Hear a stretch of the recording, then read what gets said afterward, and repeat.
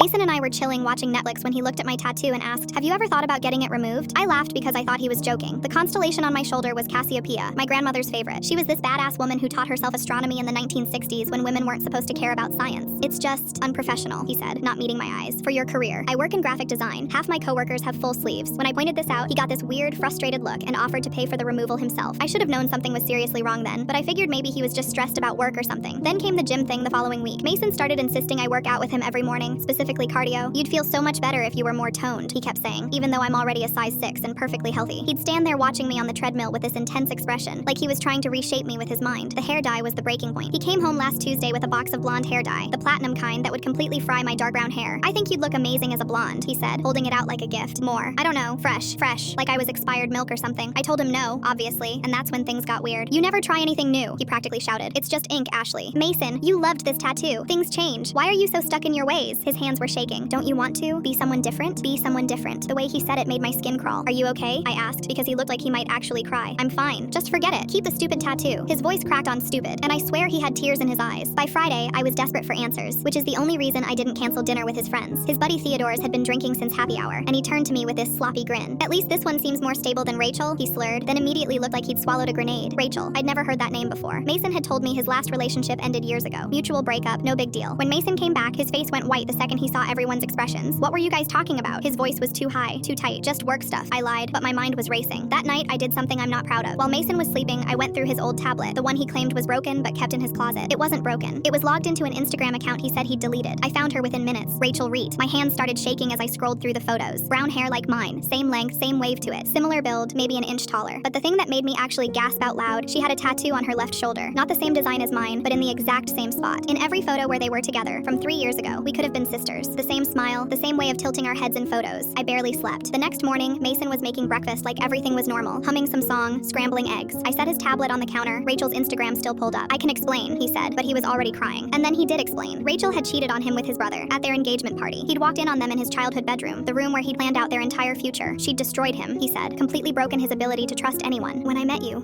I thought it was fate," his voice cracked. "You looked just like her, but you were everything she wasn't. Kind and loyal and good. I wanted to throw up. So you dated me because I looked like your ex?" "No, I mean, yes, at first," but he was sobbing now. "I fell in love with you, but every time I see that tattoo, every time you wear your hair that way, I see her. I see what she did. I thought I could handle it, but I can't. I thought if I could just change those things, just make you look a little different, I could stop seeing her when I look at you." "You need therapy," I told him, my voice surprisingly steady. "Not a girlfriend makeover." He grabbed my wrist. "You can't leave." Rachel said the same thing right before she cheated. "If you walk out that door, I'll know you're just like her." His grip tightened, and I can't let that happen again. Full story on channel, link below.